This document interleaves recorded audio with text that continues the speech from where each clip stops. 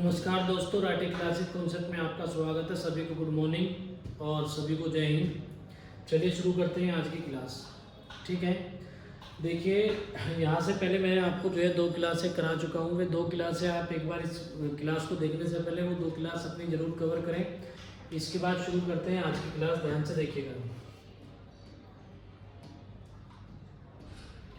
चलिए, इसने कहा है कि एक साइकिल को बेचने पर 2850 रुपये में, एक साइकिल को 2850 रुपये में बेचने पर 14% का हमें क्या होता है, प्रॉफिट होता है। 14% का, 14% का हमें प्रॉफिट होता है।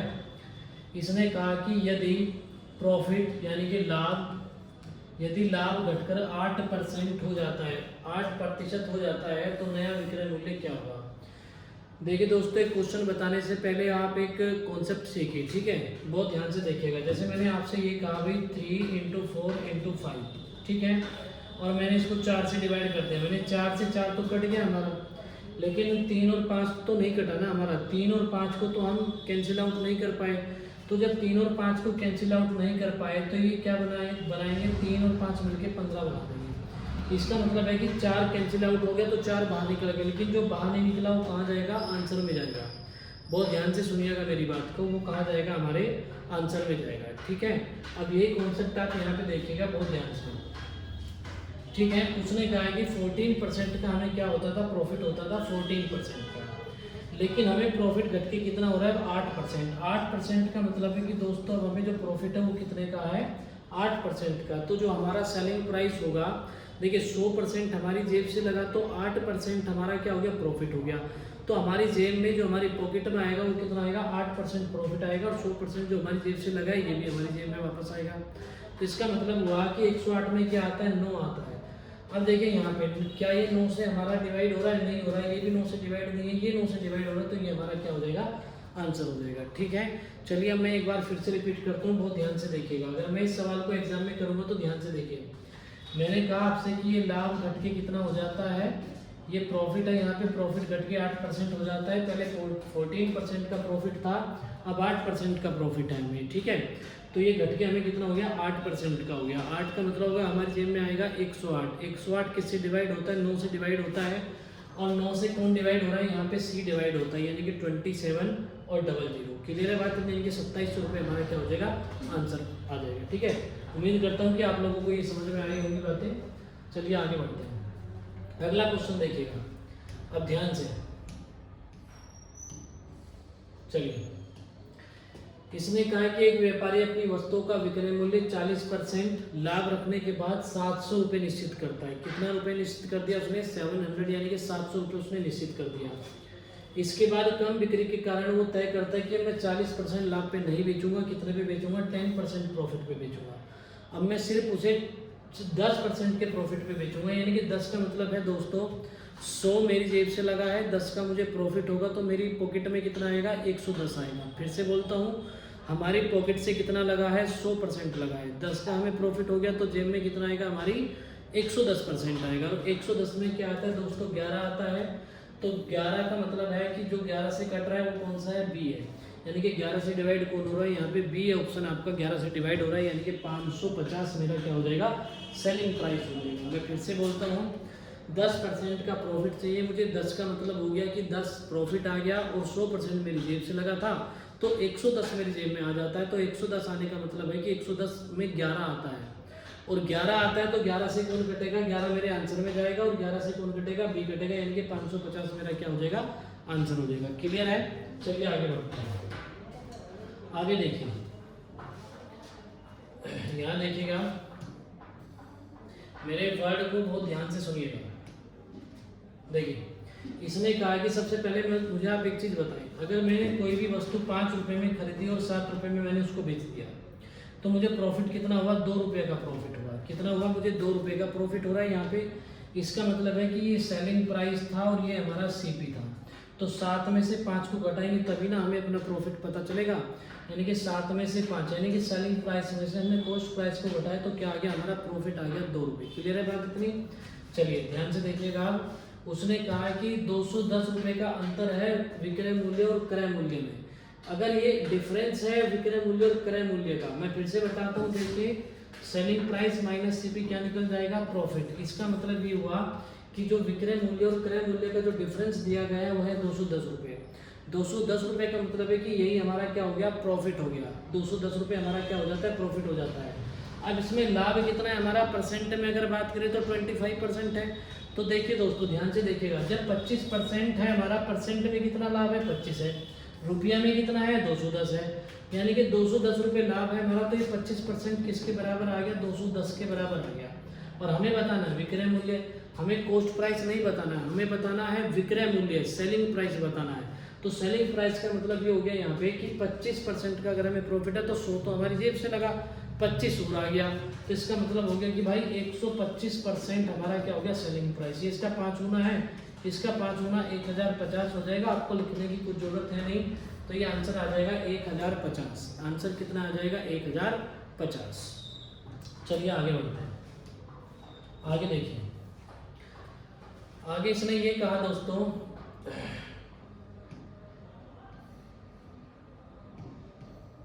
चलिए ध्यान से देखिएगा, एक कॉन्सेप्ट आपको समझाता हूँ और इसका यूज मैं बहुत जगह करता हूँ, ठीक है। चलिए देखिए, आपको पता है वैसे अगर मैं यहाँ ऐसे लिख दूँ कि भाई 2a = 3b, तो अगर हमें यहाँ पे a अनुपात b निकालना हो, कितना निकालना हो, a अनुपात b, तो ध्यान से देखिएगा, 3 इधर आ जाएगा और 2 इधर आ जाएगा। यानी कि मैं ये कहना चाहता हूँ कि जो a के साथ लिखा होगा वो b के नीचे आ जाएगा और जो b के साथ लिखा होगा वो a के नीचे आ जाएगा।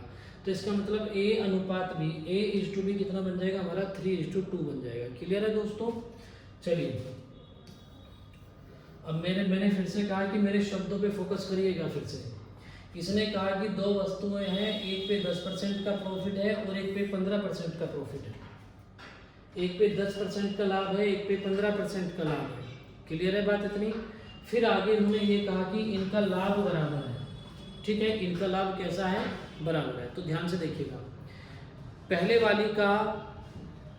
वाली का है 10%, ध्यान से देखिए, पहले वाली का है 10%, दूसरे वाली का है 15%। क्लियर है बात इतनी, ध्यान से देखिए, पहले वाली का 10% है, दूसरे वाली का 15 है, 15 इधर आ जाएगा, 10 इधर आ जाएगा, 15 इधर आ जाएगा, 10 इधर आ जाएगा, तो रेशियो क्या बनेगा, 3:2। 3:2 का मतलब आंसर कौन सा हो जाएगा, आपका सी हो जाएगा, क्योंकि 3:2 के अनुपात में इसमें कौन सा है हमारा, देखिए 3000 और 2000, ये हमारा किसके रेशियो में, 3:2 के अनुपात में। मैं एक बार थोड़ा सा लिख के बताऊंगा आपको, लेकिन मेरी आप एक रिक्वेस्ट मानिएगा, मैं आपको एक चीज़ बताता हूँ, जब भी आप गणित पढ़िएगा तो दिन में आप क्या करेंगे, आप जो भी 40-50 क्वेश्चन जो भी अपने दिन में करते हो तो उन्हें बहुत आराम से डिटेल से उन्हें सोल्व करें आप। लेकिन रात के टाइम आप एक काम जरूर करें कि जैसे मान के चलो कि हमारे पास बुकलेट है, ठीक है, इस बुकलेट को आप लेट के और पेन एक तरफ रख के ऐसे बैठ जाएं और आप ये देखें कि कितने क्वेश्चन आप इनमें से बिना पेन के कर सकते हो। दोस्तों यकीन मानिएगा, क्योंकि एग्ज़ाम में जब हम बैठे होंगे एग्जामिनेशन हॉल पे तो हमारे ऊपर टाइम का भी प्रेशर होता है, और अगर आपके कैलकुलेशन में दम नहीं है तो भले ही आपने कितनी भी नॉलेज इकट्ठा कर ली, उससे कोई फ़ायदा नहीं होने वाला है। क्योंकि आप 25 क्वेश्चन अगर 35 मिनट में जाके वहाँ कर रहे हो तो 35 मिनट तो आपने गणित में ही खर्च कर लिए, मैथ में ही खर्च कर लिए, ठीक है।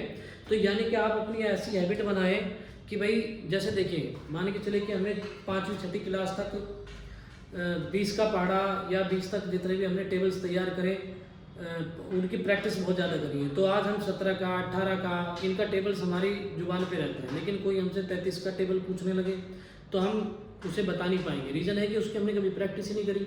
तो डिपेंड करता है कि आपने अपने दिमाग को ट्रेनिंग कैसे दी है। क्लियर है।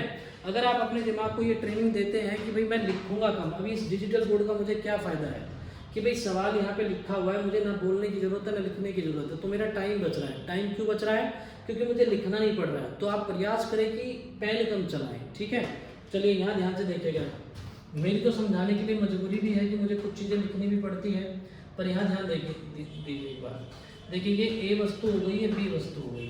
अगर ए वस्तु है तो उस पर लाभ कितना है, 10% का है। बी वस्तु उस पर लाभ कितना है, 15% का है, ठीक है। ये हमने बराबर कर दिया। अगर हम A/B निकालते हैं तो 15 इधर आ जाएगा, 10 इधर आ जाएगा, काट देंगे तो ये आ जाएगा 3:2, यानी कि 3:2। तो यानी कि हमारा आंसर कितना हो जाएगा, 3000 2000, यानी कि 3:2 के अनुपात में कर देंगे तो इन चारों ऑप्शन में कौन सा है, 3000 और 2000। अब यहाँ एक चीज़ और बताऊँगा मैं आपसे, ठीक है।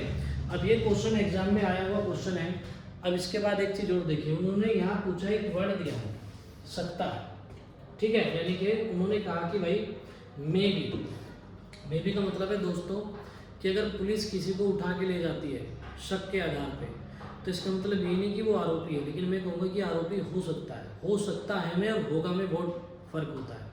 तो कल को आप जल्दबाजी ना करें, क्योंकि बच्चों को क्या होता है इंस्पेक्टर बनने की जल्दबाजी बहुत होती है, ठीक है, तो इंस्पेक्टर बनने की जल्दबाजी में आप ये छोटी छोटी मिस्टेक्स ना करें। कल को वो ये भी कर सकता है यहाँ पे कि वो कह सकता है कि क्रय मूल्य हो सकता है कि जगह क्या कर देगा क्या होगा। अगर वो ये कह दे कि क्रय मूल्य क्या होगा तो अब ये क्वेश्चन बदल जाएगा। क्लियर है दोस्तों? जब हमने कहा कि ये A/B कितना आया है आपका 3:2 आया।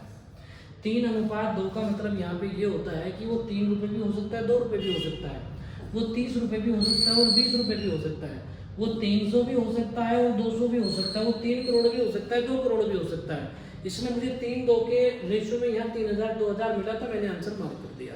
लेकिन दिमाग लगाइए, अगर वो कह देगा कि क्या होगा तो क्या इनमें से कोई फिक्स है कि हम ये कहते कि होगा ही बिल्कुल 100% होगा, तो इसका मतलब होगा कि अगर वो यहाँ पे इस वर्ड का यूज करेगी क्या होगा तो हम कहेंगे कि इनमें से एक ऑप्शन ऐसा जरूर आएगा जो वो कहेगा CMB यानी कि कैन नॉट बी डिसाइडेड, ज्ञात नहीं कर सकते।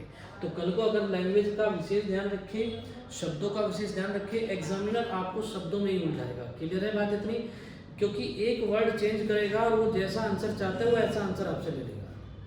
ठीक है, अगर वो चाहते हैं कि बच्चा ये पहला आंसर लगाए तो वो लैंग्वेज को इस तरीके से ही मॉडिफाई करेगा कि बच्चा जल्दबाजी में पढ़ेगा और आंसर मार्क कर देगा।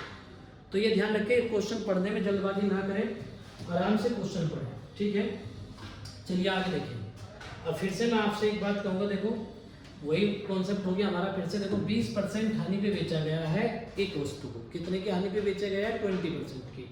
अगर 20% की हानि पे बेचा गया तो दोस्तों दिमाग लगाना, 100% मेरी जेब से लगा, आप ध्यान लगाए 100% मेरी जेब से लगा और 20% मुझे हानि हो गई, तो यानी कि मेरी जेब में आया कितना है 80%। मेरी जेब में कितना आया 80%, यानी कि पहले पे कितना आया मुझे पहली वस्तु पे 80%, दूसरे पे 15% का मुझे प्रॉफिट है, यानी कि दूसरी वस्तु पे मेरी जेब में कितना आ रहा है 15% का प्रॉफिट का मतलब है 115 मेरी जेब में आ गया।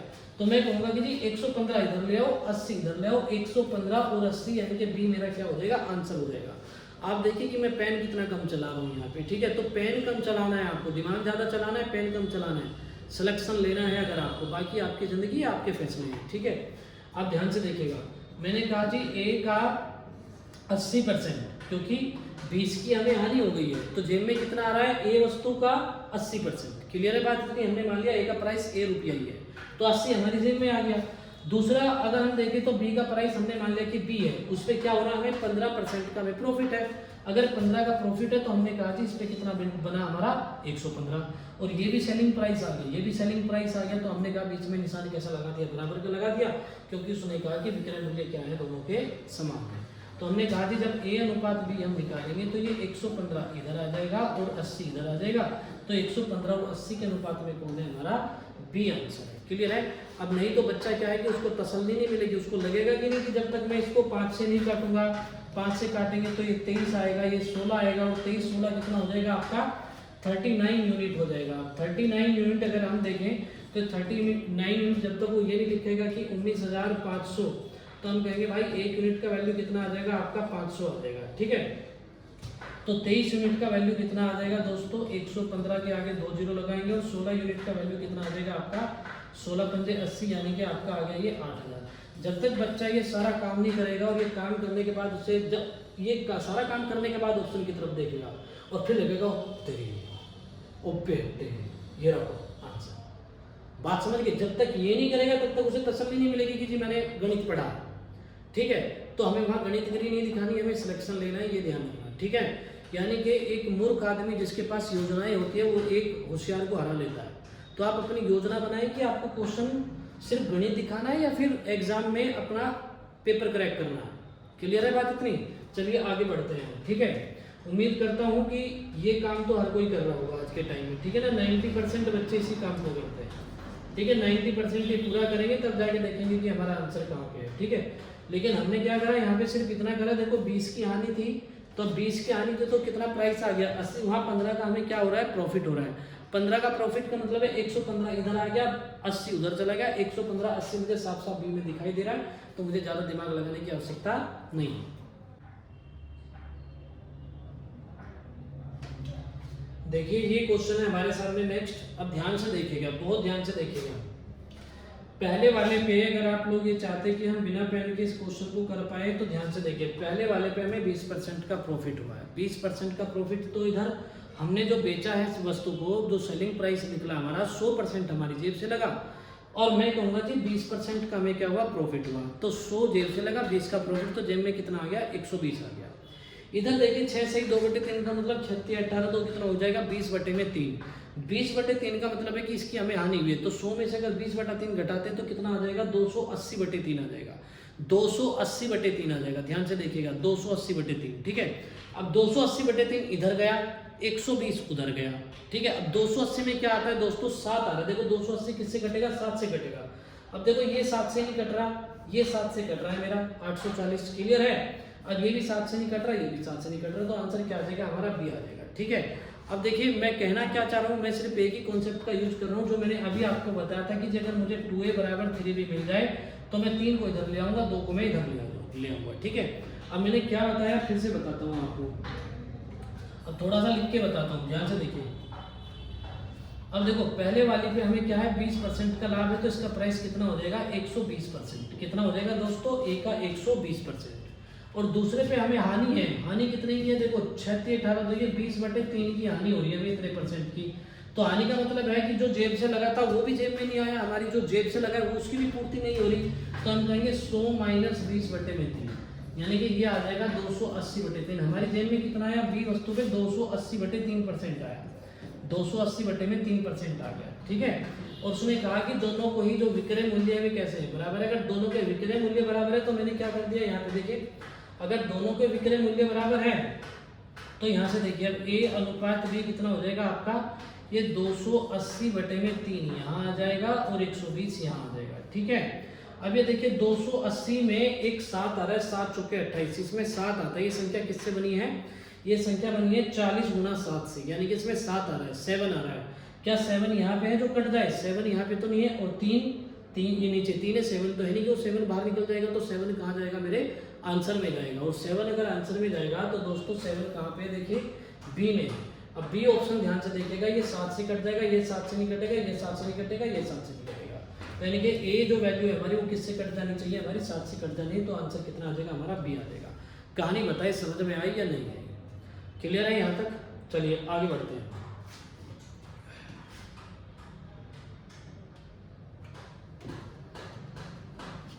अगला क्वेश्चन देखिए दोस्तों,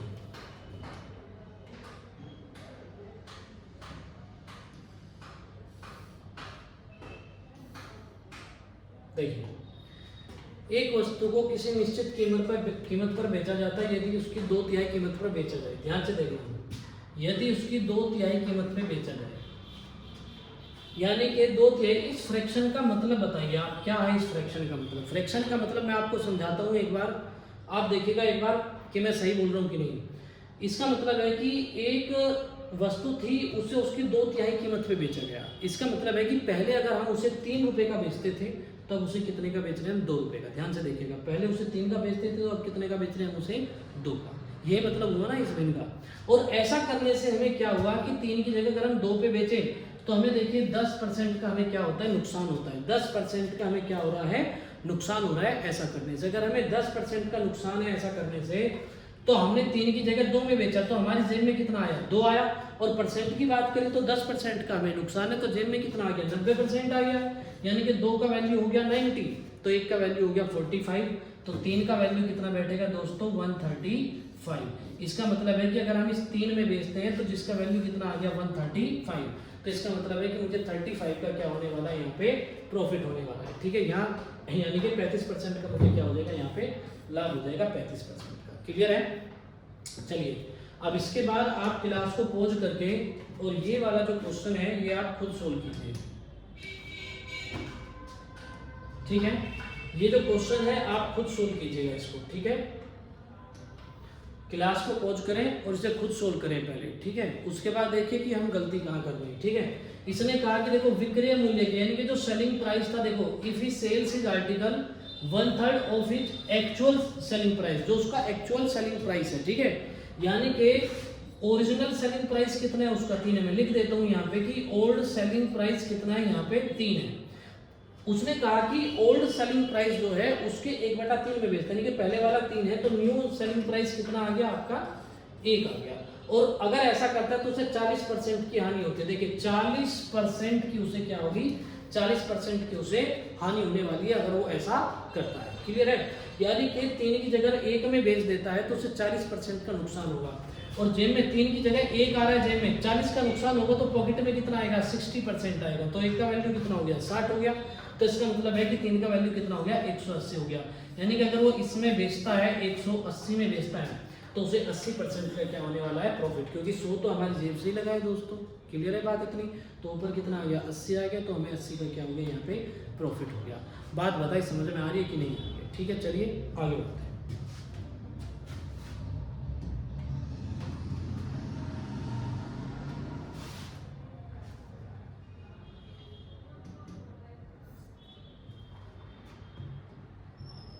देखिए किसी वस्तु का क्रय मूल्य C तथा विक्रय मूल्य S है। हम ऐसा मान लेते हैं किसी वस्तु को हमने 100 रुपये में खरीदा है, क्रय मूल्य हमने मान लिया कितना 100 रुपये, ये CP हो गया, ठीक है। विक्रय मूल्य मान के चलो कि हमने उसको सेलिंग प्राइस 110 में हमने उसको बेच दिया। फिर कहता है Z लाभ या हानि है, बल्कि इसमें आपको एक काम करना है Z% है यहाँ पे, ठीक है ना।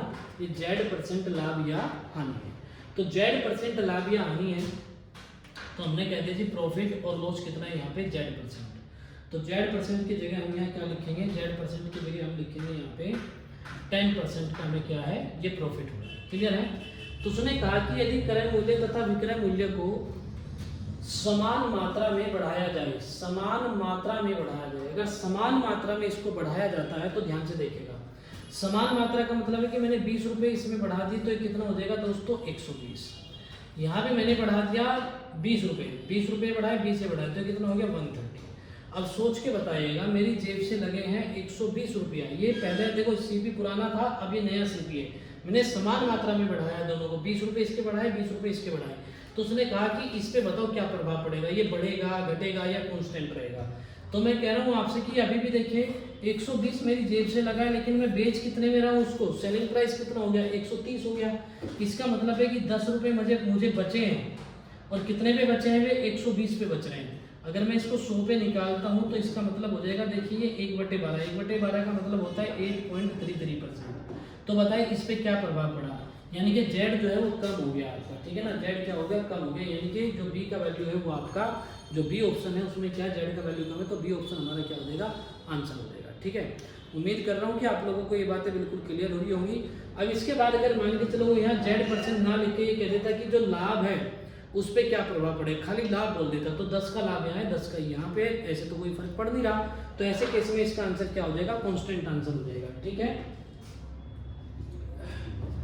क्लियर है, चलिए आगे बढ़ते हैं।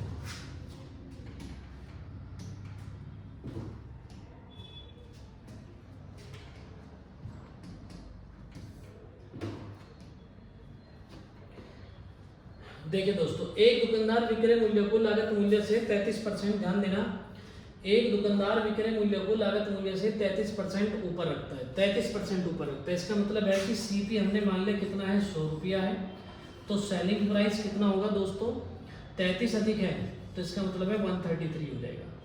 यदि लागत मूल्य 12% बढ़ जाता है, लागत मूल्य का मतलब है कि जो हमारी जेब से लगा है वो बढ़ जाता है। देखिए आज से 10 साल पहले जब शादी वगैरह ब्याह वगैरह होते थे तो जो उस टाइम पे हलवाई हमसे पैसे लेता था, आज वो बढ़ गए, सब्जियों के रेट बढ़ गए, ठीक है। यानी कि हम कहते हैं कि जो चीज़ हमें 100 की मिलती थी वो 100 की नहीं मिल रही है, वो कितने की मिल रही है, वो 12% बढ़ गया। 12% बढ़ने का मतलब है कि कितना हो गया 112 हो गया, ठीक है।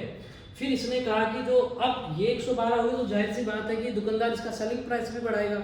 अब सेलिंग प्राइस बढ़ाने का मतलब ये हुआ यहाँ पे कि उसने कितना बढ़ा दिया, 10% बढ़ा दिया। 10% का मतलब कितना हो गया, यहाँ पे 1 पॉइंट लगा देंगे तो 10% हो जाएगा, यानी कि अब वो जो है इसका 10% हो जाएगा 13.3, यानी कि अब जो इसको बेचेगा वो 140.3 में बेचेगा। क्लियर है दोस्तों? 146 पॉइंट कितने में बेचेगा? 3 में बेचेगा। तो मैं आपसे कहूँगा कि अब उसका प्रॉफिट कितना बैठ गया भाई? 46 में से 12 घटाएंगे तो उसका प्रॉफिट हो गया 34.3। अगर मैं प्रॉफिट परसेंट की बात करूँ तो ध्यान देना, देखिए गणित हर कोई पढ़ा रहा है मार्केट में, आज के टाइम में बहुत चीज़ें हैं, ठीक है, पर मैं आपको एक बहुत हर सवाल में एक ऐसी चीज़ जरूर बताऊंगा कि जो आपके एग्जाम पॉइंट ऑफ व्यू से बहुत इंपॉर्टेंट है। ध्यान से देखिएगा, यहाँ पे भी इंपॉर्टेंट क्या है कि बच्चा इसकी कैलकुलेशन करेगा, हमें कैलकुलेशन करने की जरूरत नहीं है। ध्यान से देखिएगा, अगर ये 112 है, ध्यान से देखिएगा 112, अगर मैं यहाँ पॉइंट लगा दूँ तो ये कितना हो गया? 10% हो गया। 11.2 कितना हो गया? 10 हो गया। इसकी 3 से मल्टीप्लाई करो, 11 तिये 33 और 2 तिये 6, 33.6। 33.6 अगर ऊपर होता, ध्यान देना, अगर ऊपर 33.6 होता तो ये 30% के बराबर होता। 33.6 होता तो किसके बराबर होता? 30% के बराबर होगा। लेकिन ये 33.6 से थोड़ा सा ज़्यादा है, तो 33.6 से थोड़ा सा ज़्यादा होने का मतलब है कि मेरा आंसर 30 से थोड़ा सा ज़्यादा आएगा। अब 30 से अगर मैं थोड़े से ज़्यादा की बात करूँ तो देखिए 30 सही 5/8, 30 सही 5/8 क्या हो जाएगा? मेरा आंसर हो जाएगा, ठीक है। अगर मुझे और करीब जाना है, मैं और वेरीफाई करके देखना चाहता हूँ उसे, तो आप ऐसा भी कर सकते हो कि ये 10% कितना है? 11.2, आप 1% में निकाल सकते हो। एक कितना हो गया? 1.12। इसका मतलब ये हुआ कि 33.6 मेरा कितना बैठ गया? 30% के बराबर बैठ गया। किसके बराबर बैठ गया? 30% के बराबर। अब अगर मैं इसमें 1.12 जोड़ूंगा तब जाके कितना होगा? 31% होगा, यानी कि 1% का वैल्यू है 1.12। इसका मतलब है कि अगर मेरे ऑप्शन और भी ज़्यादा क्लोज होते तो मैं 1.12 जोड़ के एज्यूम करता कि भाई अगर मैं इसमें 1 जोड़ दूँ तो देखो 34.3 है, एक 1.12 जोड़ते ही 34.3 से ज़्यादा हो जाएगा। ज़्यादा होने का मतलब है कि ये वाली जो वैल्यू वो 31% भी नहीं होगी, 31 से भी नीचे रहेगी। बात आ रही है समझ में आप लोगों के? फिर से रिपीट करता हूँ, देखो ये 1% का वैल्यू आ गया 1.12, यानी कि 30 तो ये हो गया। अब अगर मैं 31 पे भी जाऊँ तो मुझे इतना जोड़ना पड़ेगा, और इतना जोड़ते ही 34.3 से क्या हो जाएगा? बड़ा हो जाएगा, ज़्यादा हो जाएगा। तो इसका मतलब क्या होगा कि मेरा जो आंसर है वो 31 तक नहीं जाएगा, 30 और 31 के बीच में रह जाएगा, यानी कि आंसर हो जाएगा 30 सही 5/8। ठीक है, चलिए आगे बढ़ते हैं।